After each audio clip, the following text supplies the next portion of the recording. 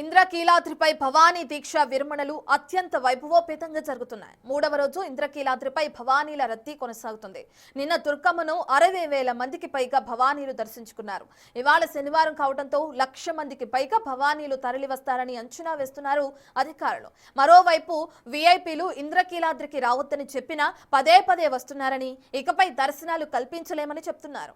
ఇవాళ రేపు భవానీల రద్దీ మరింత పెరిగే అవకాశం ఉండడంతో దుర్గగుడి అధికారులు అలర్ట్ అయ్యారు. భవానీల రద్దీపై మరింత సమాచారాన్ని మా ప్రతినిధి నరసింహ అందిస్తారు. ఇంద్రకీలాద్రిపై భవానీ దీక్ష విరమణలు రెండవ రోజుకు చేరుకున్నాయి. నిన్న తొలి రోజు అమ్మవారిని దాదాపు 45,000 మంది పైగా భవానీలు దర్శనం చేసుకున్నారు. ఇవాళ అంతకు మించి వస్తారన్న నేపథ్యంలో దుర్గగుడి అధికారులు అలర్ట్ అవ్వడం జరిగింది. అమ్మవారి దర్శనానికి వచ్చే వినాయకుడి గుడి దగ్గర నుంచి అమ్మవారి దర్శనం చేసుకొని అక్కడి నుంచి నేరుగా ఏదైతే మాల విరమణకు అక్కడికి వచ్చిన తర్వాత ఎక్కడికక్కడ స్టాల్స్ ఏర్పాటు చేశారు. భవానీలకు సంబంధించి గురు భవానీలను అందుబాటులో ఉంచారు. 3 షిఫ్ట్ల వారీగా దాదాపు ఒక షిఫ్ట్కి 110 మంది గురు భవానీలని అందుబాటులో ఉంచారు. ఎందుకంటే వేలాదిగా భవానీలు వస్తున్నారు కాబట్టి, మాల విరమణ ఇదే ప్రాంతంలో చేస్తుంటారు కాబట్టి వారికి సంబంధించి ఎప్పటికప్పుడు మాల విరమణ చేసే విధంగా కూడా అధికారులు తగు ఏర్పాట్లు చేయడం జరిగింది. ప్రస్తుతం అంతా పాటు భవానీలు ఉన్నారు.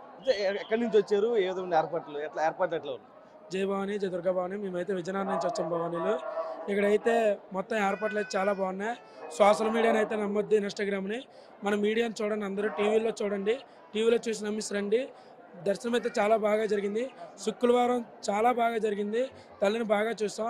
ప్రతి ఒక్కరు రండి. మీరైతే ఇన్స్టాగ్రామ్ని అయితే నమ్మొద్దు, వచ్చి మీడియా వాళ్ళని నమ్మండి. కొంచెం చూడండి, చాలా బాగుంది. తల్లి బాగా కనిపించింది. అందరికీ తల్లి ఆశీస్సులు ఉన్నారని మరీ కోరుతున్నాం. జై భవాని, జై దుర్గా భవాని. అలాగే మా విజయనగరం పైడి తల్లి మా ఆశీస్సులు కూడా ఉన్నారని మరీ కోరుతున్నాం. జై భవాని. మీరు చెప్పండి, ఏర్పాట్లు ఎట్లా?